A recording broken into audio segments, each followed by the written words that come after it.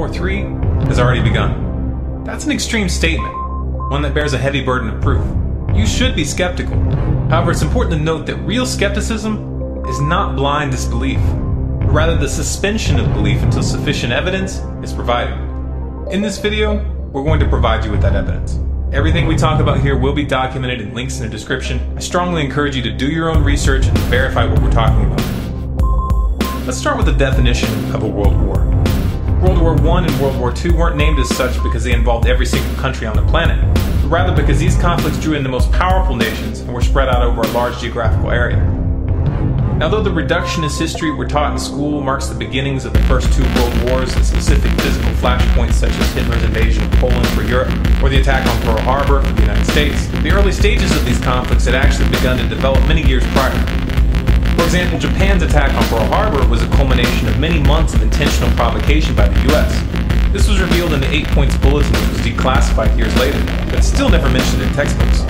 Likewise, the mutual defense treaties, which were immediately activated by this attack, were already in place, and the secondary results could have easily been predicted by anyone who had been paying attention. Unfortunately, at that time, the internet wasn't available. The public was caught completely off guard. World War I planted the seeds for World War II, which transitioned directly into the Cold War. In the post-World War II era, the advent of the CIA and the strategy of using politically motivated NGOs to destabilize countries changed the way war was waged, placing a much greater emphasis on covert operations and proxy wars than outright combat. Such operations blurred the definition of war, particularly in the mind of the public, and it made it much harder to define clear start points and end points. Can you name all the countries the US toppled between 1950 and 1991? Most people can. The end of the Cold War and the power vacuum that the fall of the Soviet Union created invited 20 years of military expansionism on the part of the United States, and this laid the groundwork for the next global conflict. This next global conflict is what we're referring to as World War III. Now, to establish this is in fact a world war, let's first take a look at the geographic scope of the current conflicts underway. Afghanistan is still clearly occupied by US forces, and as the official military prepares to withdraw in 2014, private military forces are being brought in. Also, there are no plans to discontinue the drone program in Afghanistan anytime soon. The Iraq War is supposedly over, and there's been a drastic drawdown of US troops. However, the overt occupation is now being replaced by a covert occupation run by the CIA, which has one of its largest stations in Baghdad. Obama has expanded Bush's drone program into Yemen, Somalia, Algeria, Libya, and Pakistan. In parallel, the Dagger Brigade has deployed US forces to 35 African countries this year, and the Pentagon has put boots on the ground in Mali as of April. And let's not forget that Obama toppled the Libyan government in 2011. The US has been running intensive war games and drills with South Korea since February, and they are ongoing in spite of the lack of media attention in the past month. North Korea is calling these drills, which included simulated nuclear strikes and naval maneuvers, wanton provocations and rehearsals for war. This really isn't an exaggeration, since the US just recently signed a mutual defense treaty with South Korea, which makes it significantly easier for the US to get militarily involved in that region.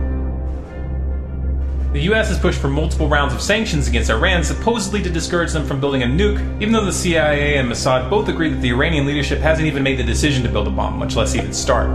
The US and Israeli governments aren't one to let pesky little things like facts keep them from promoting military strikes on Iran. But since they haven't gotten much traction with this approach from the international community, they've moved on to less direct tactics. And that brings us to Syria. Iran's closest ally is Syria. And on Friday, May 3rd, 2013, Israel attacked Syria. This after their attempt at framing the Syrian government for chemical weapons fell apart. The US has been stepping up its material support for the Syrian rebels, though they still publicly claim that they aren't supplying them with weapons. This is just a public relations smokescreen.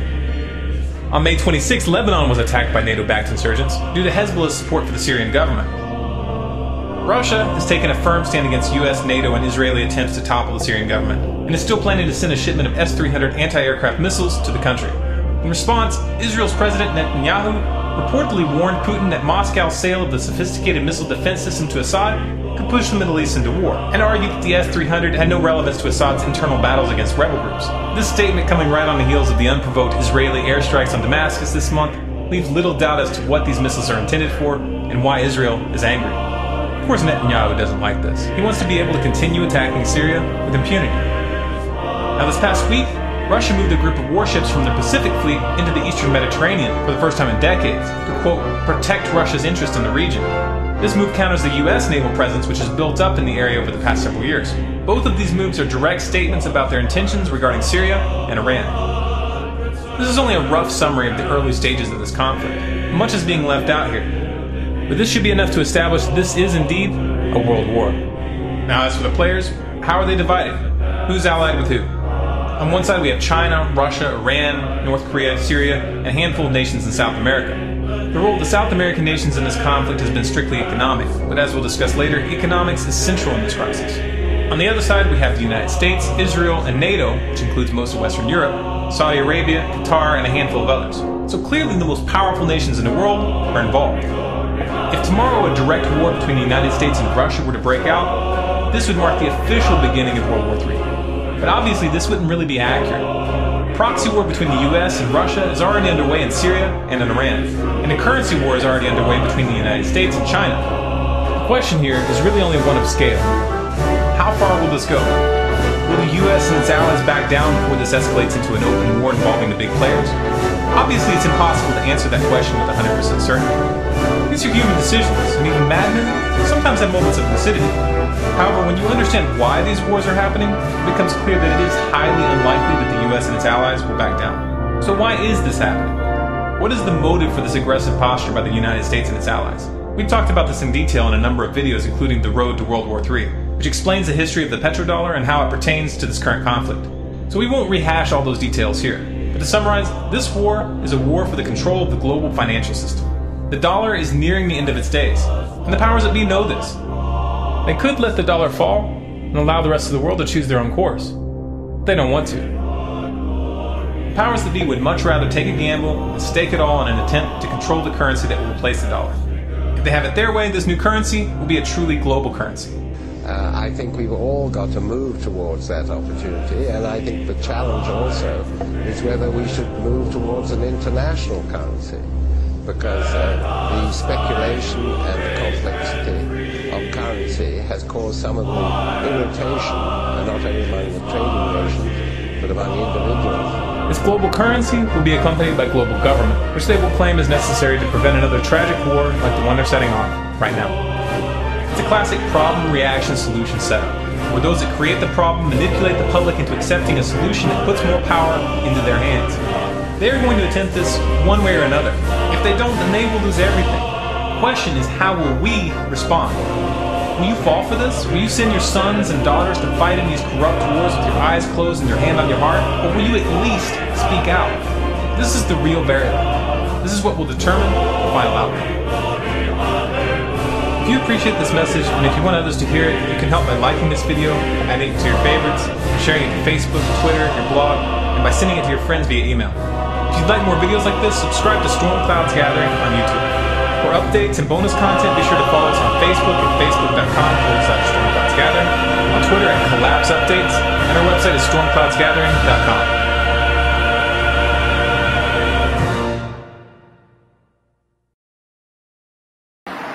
The Art of War, one of the oldest books, but the best books you can ever read. Life is like a little bit like war, you know? I'm just out having lunch with my friend from Norway. Say hello, Kat. Hi, hvordan går det? Hvordan går det? I have horrible Norwegian. It's a crazy language, but it's one of the best countries in the world. Good people. Anyway, so Art of War was literally written in the 500 BC era.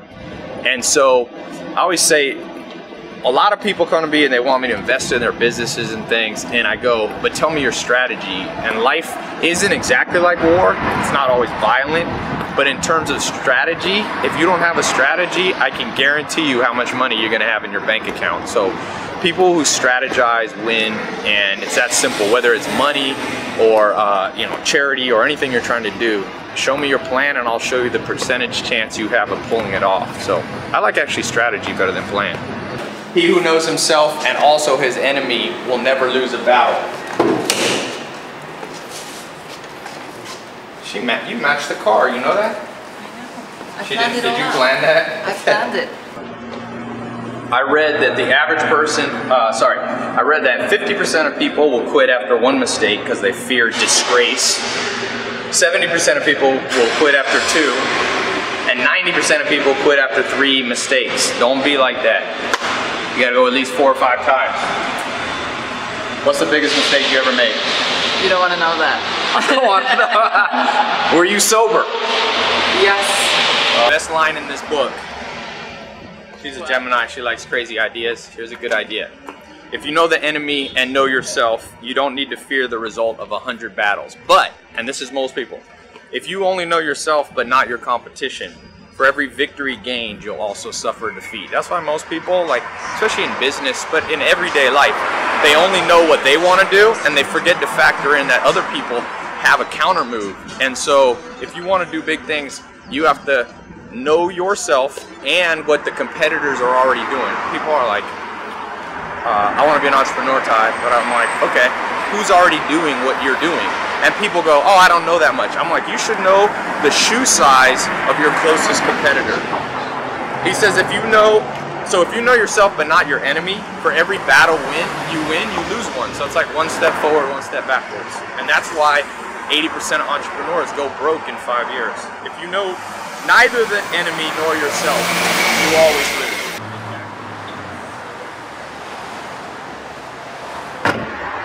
You know, actually, one of the best other lines that I like in here, he says, the skillful fighter puts himself into a position which makes defeat impossible.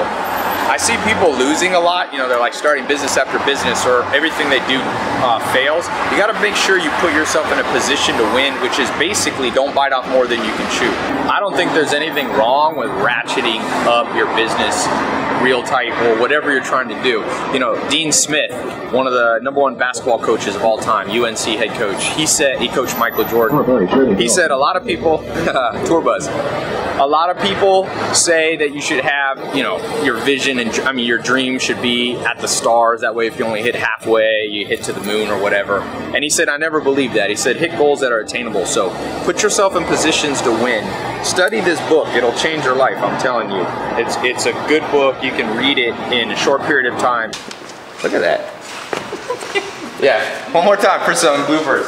All right, give us a true, give us a Norwegian ballet dance move.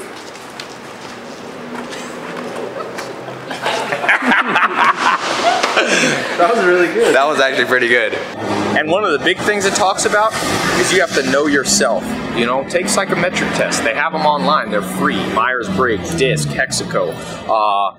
They've got the Strength Finder one. They have Colby. These are all knowing yourself. Remember what he says, if you only know yourself but don't know the enemy, for every battle you win, for every success you have, you'll have a loss. So if you want to put yourself in a position to win, make sure you're continually studying not only yourself, but also you got to do your due diligence on on other competitors. Like I tell people, have you spent 8 hours searching everything about any competitor that's ever done anything similar? Maybe not identical, but similar. I was just reading a book by Paul Allen and how he and Bill Gates started Microsoft, and he said Bill Gates was he was obsessed with the competitor, and that's advice going back 500 years. So give us some, how do you say I like fast cars in Norwegian? Jeg liker raske biler. How do you say it? Jeg liker raske biler. That is a complicated sentence that I cannot say. So, uh-oh, we got a dog coming in. Anyway, so one thing I was just going to say, I'm going to start posting, if you like this video, go ahead and subscribe, because I'm going to start putting out some short-term videos that I just pop up, okay? And I'm doing some contest stuff, like I'm giving away like a car this year. I'm helping out entrepreneurs with tools, laptops, all this stuff, just because I believe in investing in others. So if you're interested, one thing you can just do, I'm gonna pop these up, so you gotta be on my subscriber list to see it. Whoever leaves the best comment on my video that I pop up is gonna win. So yeah, do me a favor, subscribe here, and Art of War, Lamborghini, Art of War, they go together.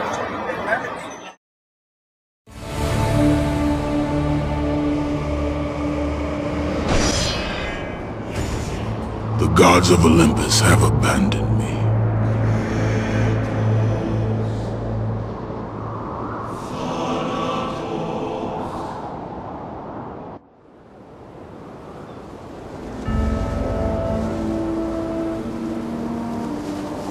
Now there is no hope. And Kratos cast himself from the highest mountain in all of Greece.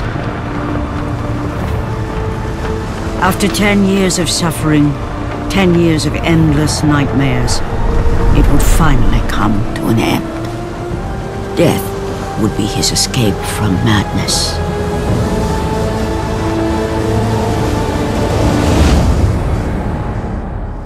But it had not always been this way. Kratos had once been a champion of the gods.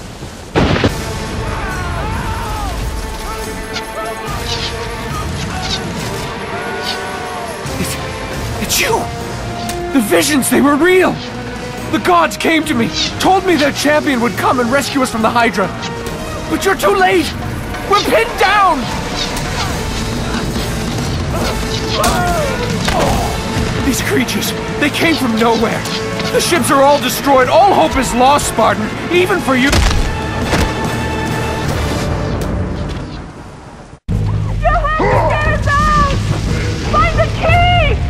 Find the key! They're coming! Back! Get them away from the ship! Why won't they die? It's the giant one! He keeps healing the others! No, God! We'll never get out of here! Doomed! We're doomed! We're off!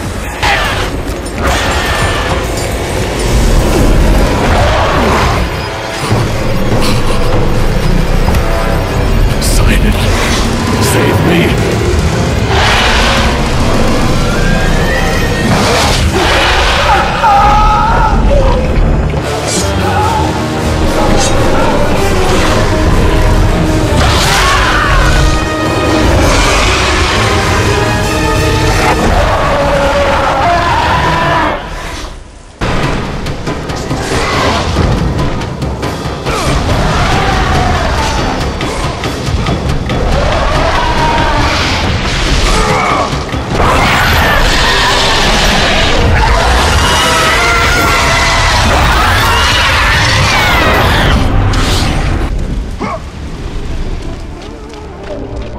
Help me! God, help me!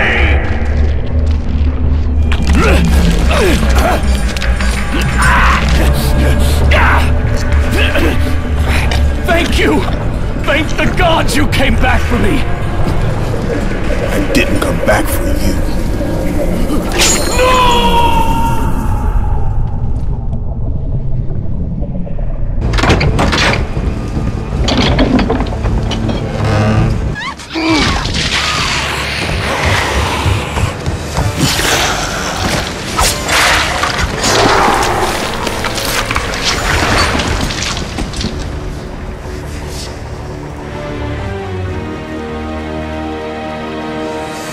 Slaughtered like animals, the victims lay before him, a reminder of his own past, a past he could never escape.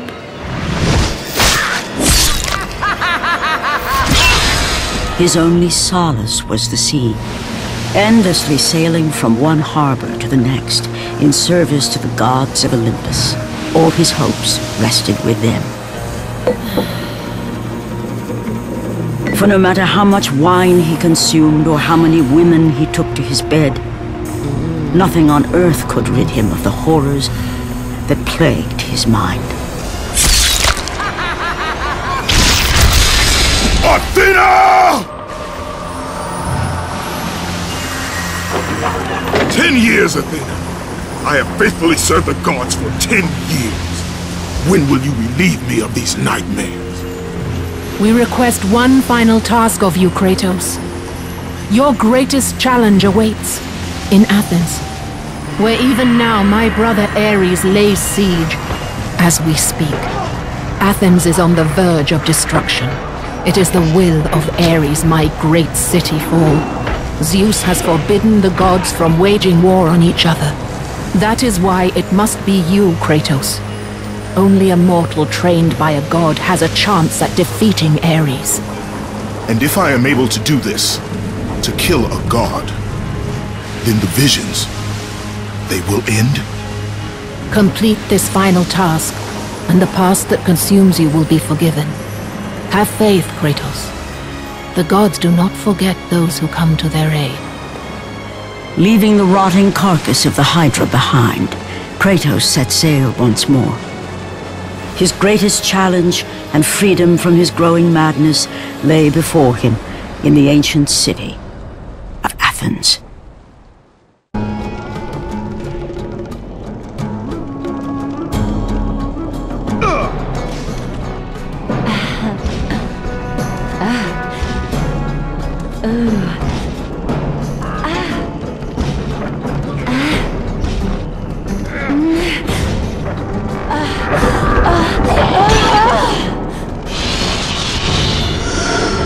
Stay, Kratos. Just a bit longer. We've reached Athens. Get your things and get out.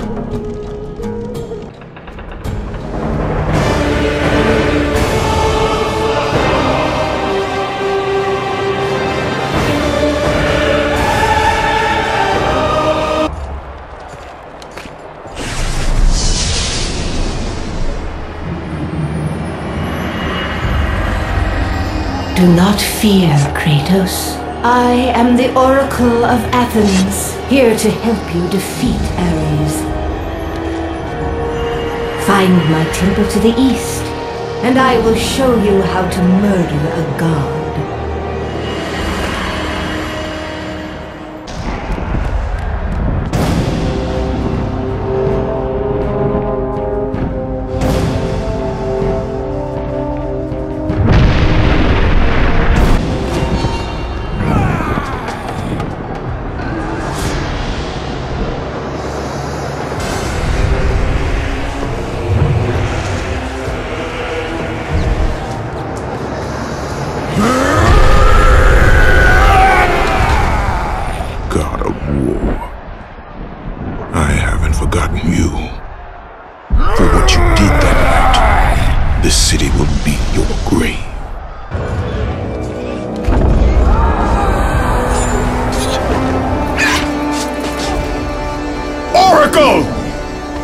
Kratos!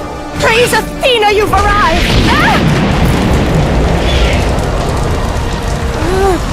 No! Kratos! Kratos! Find me! You must find me! Athens depends on it! Kratos! Kratos! Help me!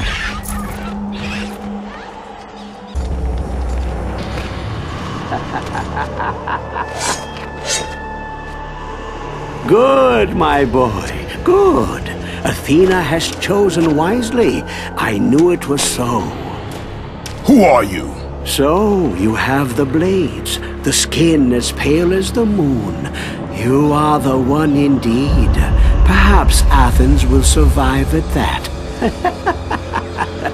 But be careful. Don't want you dying before I'm done with this grave.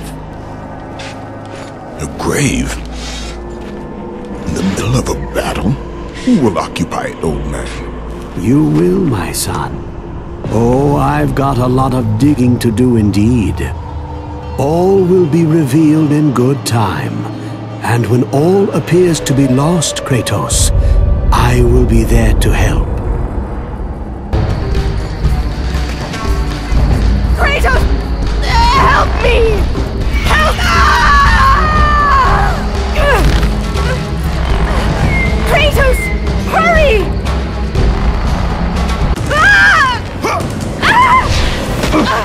And with that act, Kratos set in motion the events that would lead to his downfall. Kratos, as Athena herself has foretold. But you are late, perhaps too late to save Athens. Or is it Athens you have come to save? No! I can't! We must not stop! And when the Oracle looked into his soul, she saw a beast as well as a man. Once a captain in the Spartan army, Kratos had begun his command with only 50 soldiers. But soon his numbers grew to the thousands. His tactics were brutal, but effective. Drunk with power, he was feared by all, except one. His wife was the only one to brave his fury. How much is enough, Kratos? When will it end? when the glory of Sparta is known throughout the world? The glory of Sparta. You did this for yourself. His desire for conquest knew no bounds, but that which he desired would ultimately consume him.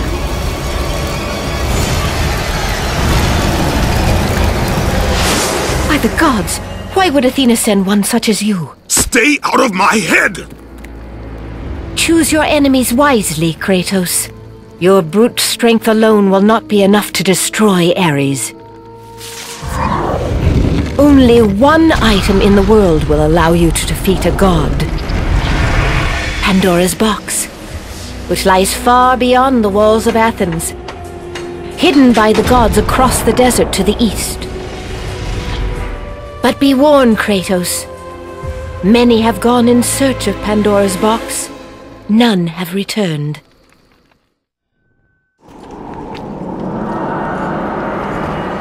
Kratos, the journey forward is perilous, but one you must complete if you are to have any hope of saving Athens. The Oracle spoke of Pandora's box. Can it be real? The box exists. It is the most powerful weapon a mortal can wield. And with such a weapon, I could defeat Ares. With the box, many things become possible, and so it is hidden well, far across the desert of lost souls. There is safe passage through the deadly sands, but only those who hear and follow the siren's song will discover it. You must find the sirens, Kratos. Only they can guide you to Kronos, the Titan. A Titan lives? Kronos is the last. Zeus has commanded him to wander the desert endlessly, the temple of Pandora chained to his back, until the swirling sands rip the very flesh from his bones. Stay true to the song of the siren, Kratos. Your journey begins here. Pray it leads you back to Athens, with Pandora's box.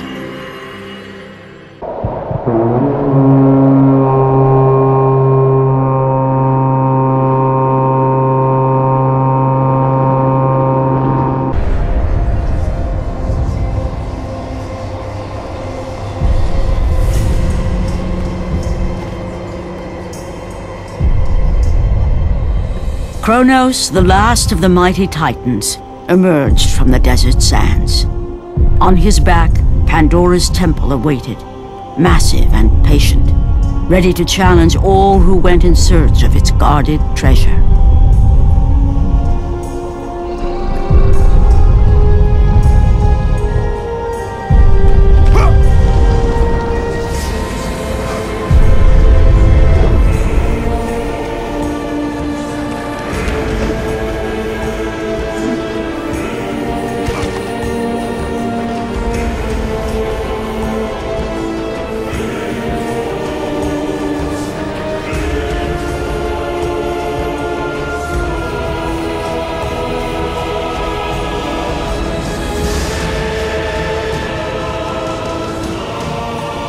For 3 days, Kratos climbed the sheer walls of the mountain. He knew he would either recover Pandora's box or perish inside the cursed temple, never to return to the world of man.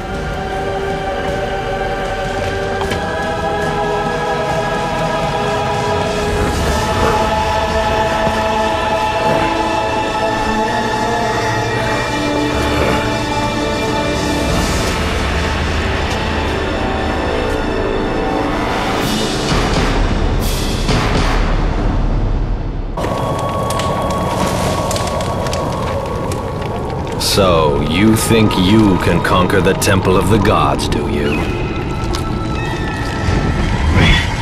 It's never been done, you know.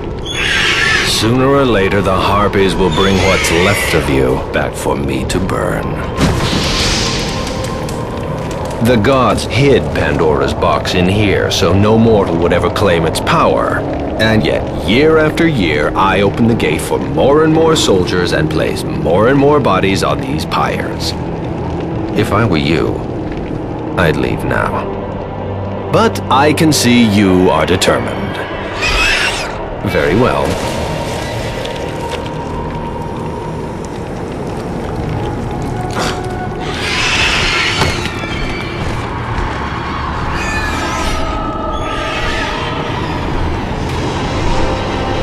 May the gods grant you strength to conquer the perils that lay before you.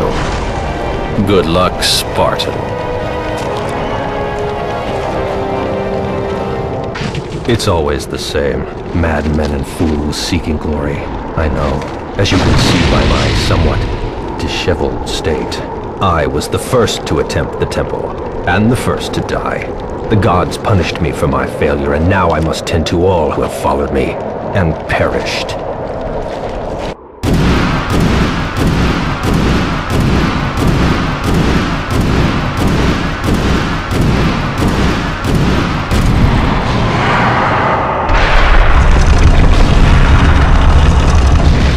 The wrecked bodies of those who had gone in search of Pandora's box lay before him, and at once Kratos knew who was responsible.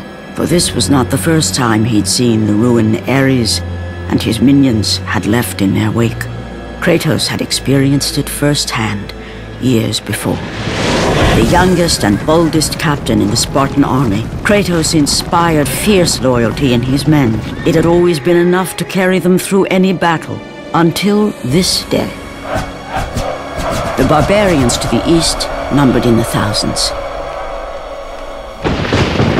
and descended on the Spartans without mercy.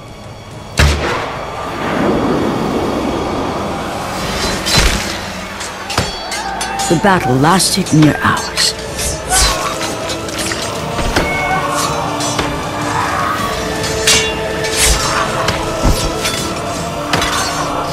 The discipline and training of the Spartans did little to stem the tide of the merciless barbarians. The soldiers faced a massacre, while their young captain faced the end of his brilliant career and his life. But to Kratos, victory was worth any price, even his soul. Ares! Destroy my enemies, and my life is yours!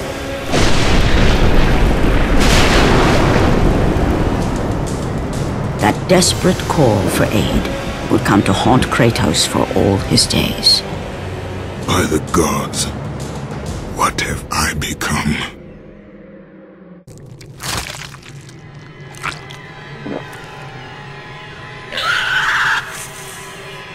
Kratos had been in service to the gods long enough to know the Harpy had been sent as a warning, a reminder from his former master of the decision that had cost Kratos everything. Had it been that long since he'd almost met his end at the hands of the barbarians? That long since he'd traded everything to save himself? Ares! The sky split apart, and the god of war stepped through. Descending from Olympus, he saw the makings of a god in a mere mortal. Ares would save Kratos. He would turn him into the perfect warrior, his servant on Earth. Only a simple pledge of loyalty was required. My life is yours, Ares. From this day, I shall carry forth your will. And his fate was sealed. As promised, Ares rescued his new disciple, bringing forth the power of a god, destroying those who would slaughter Kratos and his men.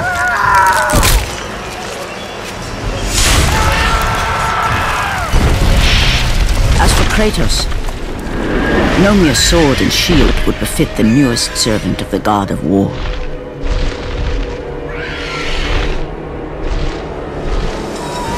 The blades of chaos, forged in the foulest depths of Hades. Once attached, the chains remained so, chained and seared to the flesh, a part of the bearer's body, a permanent reminder of Kratos' pledge. In return, ultimate power. The rage of Ares exploded from within. But soon, he would learn the true cost of such power. A cost too high even for Kratos to pay. Wretched beast! I know who it is you serve! Return to your master! Tell the god of war I am his no longer. Tell him he is not safe while I walk the earth. I will find Pandora's box. And I will use it to see him tremble and fall before me. The path before Kratos was clear, but still, the memories came rushing back, as familiar and permanent as the blades chained to his wrists. Memories of what he'd done in the name of Ares. Memories of how he'd become a servant to the god of war. A beast, his humanity robbed and replaced only with the will to murder. No one was safe. Entire armies fell before Kratos and the soldiers who followed him on his unending path of conquest, all in the name of his master. Those who offered resistance of any kind were dealt with quickly. They've built this temple to offer prayers to Athena! This entire village stands as an affront to Lord Ares! Burn this village! Burn it to the ground! Emboldened by the god of war, Kratos' army was ruthless, feared throughout the world for their brutality. All that mattered was conquest in the name of Kratos, their great leader, who had become near invincible. He feared nothing, but there was something about this temple, something forbidden. All his instincts told him he should never cross its threshold. Never step inside. Beware, Kratos. The dangers in the temple are greater than you know. But the village oracle's warning fell on deaf ears. His ambition would not be denied. All who opposed him would die.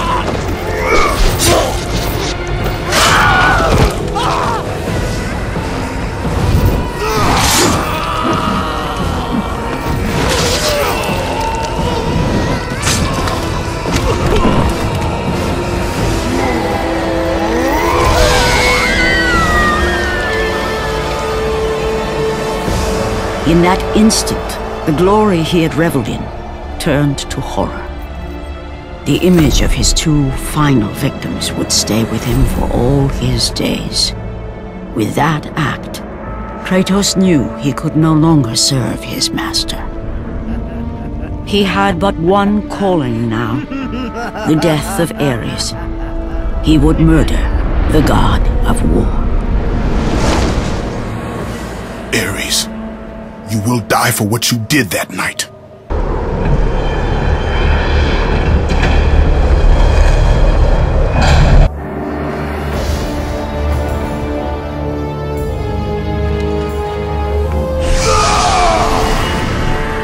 Kratos, your quest is at an end. You are the first mortal to ever reach Pandora's box. There is still time to save Athens. You must bring the box back to my city and use it to kill Ares. Return to Athens, Kratos. Return and save my city. After 1,000 years, Pandora's box was at last freed of its confines. Kratos had found the means to destroy the god of war. Far away in Athens, Ares knew Kratos had succeeded in his quest. So, little Spartan, you've recovered Zeus's precious box, but you will not live long enough to see it opened. I will see to that. Goodbye, Spartan. You will rot in the depths of Hades for all eternity. As the life began to leave Kratos, his thoughts returned to that fateful night. Even in death, the memories, the visions would not fade. For how could he forget spilling the blood of his own family? A cruel trick orchestrated by the god of war. My wife, my child, how? They were left in Sparta. You are becoming all I'd hoped you'd be, Kratos. Now, with your wife and child dead, nothing will hold you back. You'll become even stronger. You will become death itself. But as the flames consumed the temple, Kratos realized his true enemy was the god who once saved his life. The same god who had now taken everything from him. Ares! From this night forward, the mark of your terrible deed will be visible to all. The ashes of your wife and child will remain fastened to your skin, never to be removed. And with that curse, all would know him for the beast he had become. His skin white with the ash of his dead family. The ghost of Sparta had been born. In the end, in death, he had failed.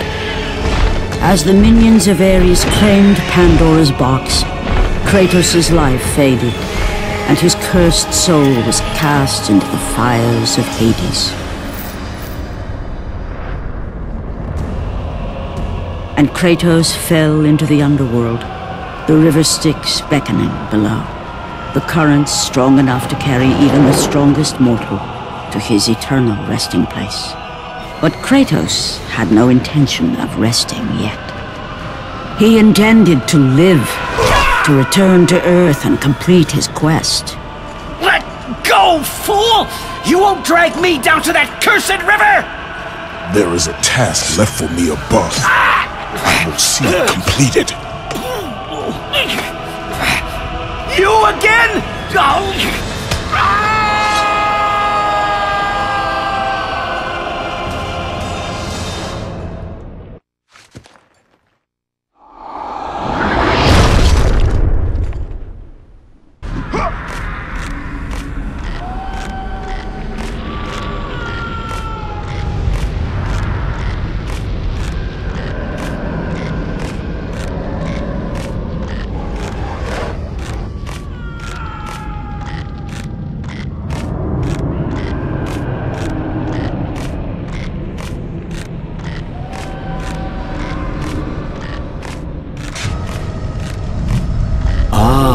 Kratos, and not a moment too soon.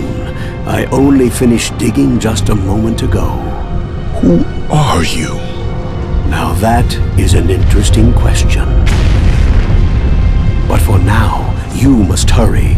Athens needs you. But how did you know I would... Athena isn't the only god keeping watch on you, Spartan.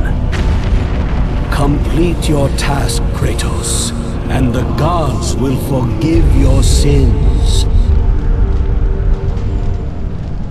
Kratos, return, but too late. Ares has taken Athens. There is no more hope. No hope. Kratos had traversed the desert of lost souls, bested the deadly traps of Pandora's temple, and escaped Hades itself. There was but one task left. Zeus! Do you see now what your son can do? You cast your favor on Athena, but her city lies in ruins before me. And now, even Pandora's box is mine. Would you have me use it against Olympus itself? Kratos, returned even from the underworld. Is this the best you can do, father? You send a broken mortal to defeat me, the god of war?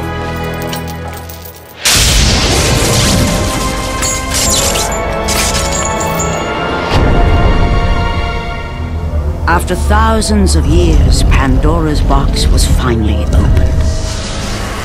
The power of the gods unleashed.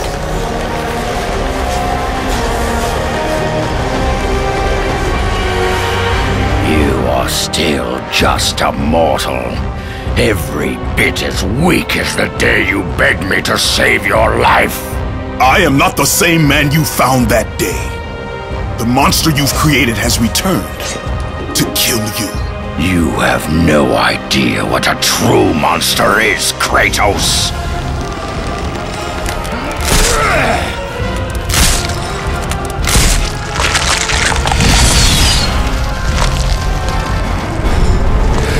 Your final lesson is at hand.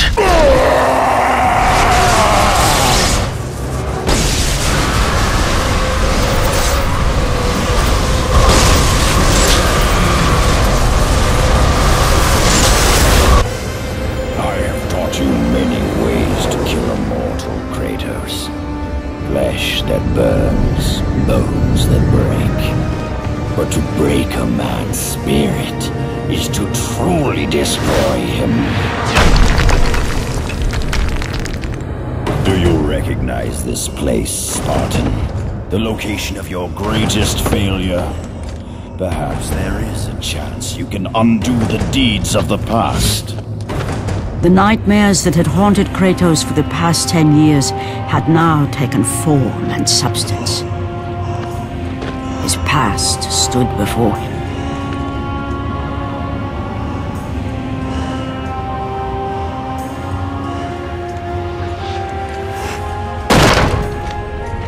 Kratos! What's happening? Where are we? By the gods, can this be real?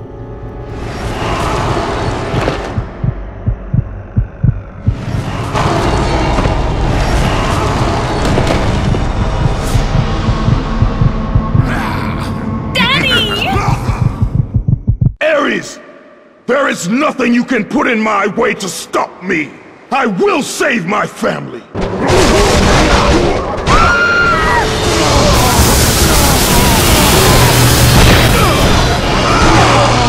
Kratos! Please, take us home! Do you see, God of War? You took them once, but you'll never have them again! You cannot save them, Kratos. You gave them up in your quest for ultimate power. There is a price to pay for everything you gain. Not that price.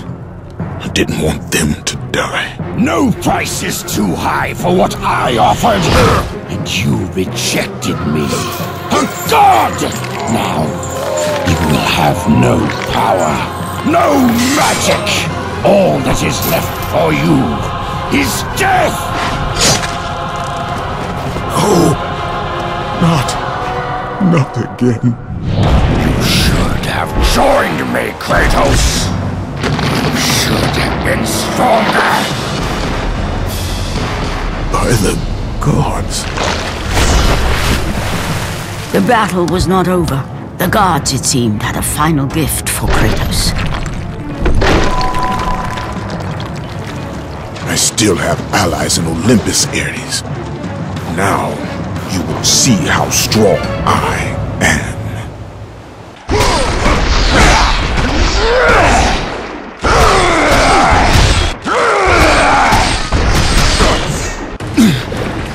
Remember, Kratos, it was I who saved you in your time of greatest need. I haven't forgotten, Ares. I remember how you saved me. That night, I was trying to make you a great warrior. You succeeded.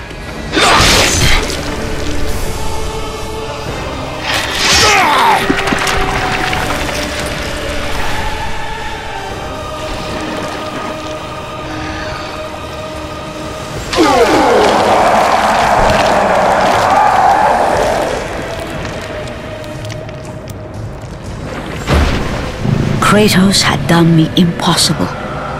A mortal defeating a god. Ares was no more.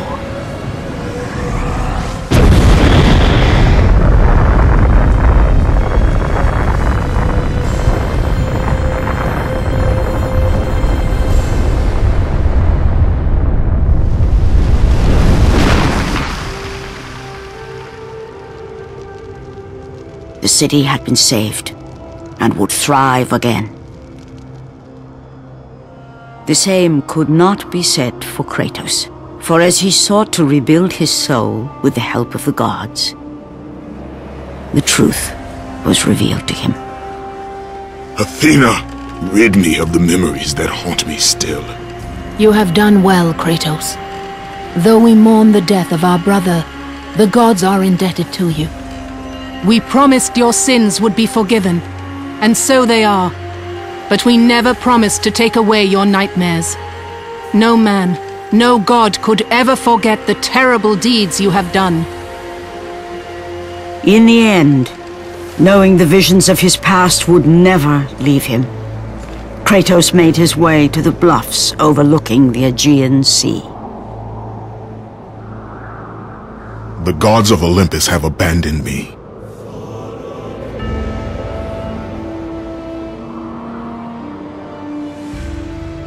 Now there is no hope. And Kratos cast himself from the highest mountain in all of Greece. After 10 years of suffering, 10 years of endless nightmares, it would finally come to an end. Death would be his escape from madness.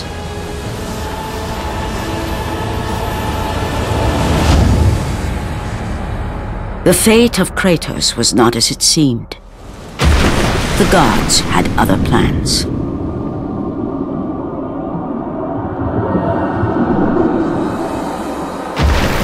Borne aloft like a feather, Kratos found himself risen from the sea and placed on solid earth. You will not die this day, Kratos. The gods cannot allow one who has performed such service to perish by his own hand.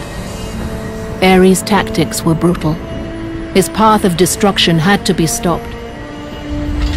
But now there is an empty throne in Olympus, and a new god of war is needed. Take these stairs, Kratos. They lead to your ultimate reward.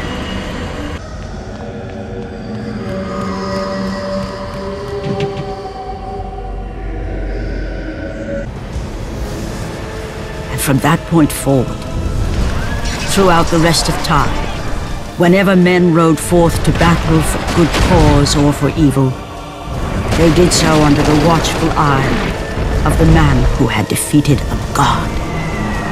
They were driven forward by Kratos, the mortal who had become the new god of war.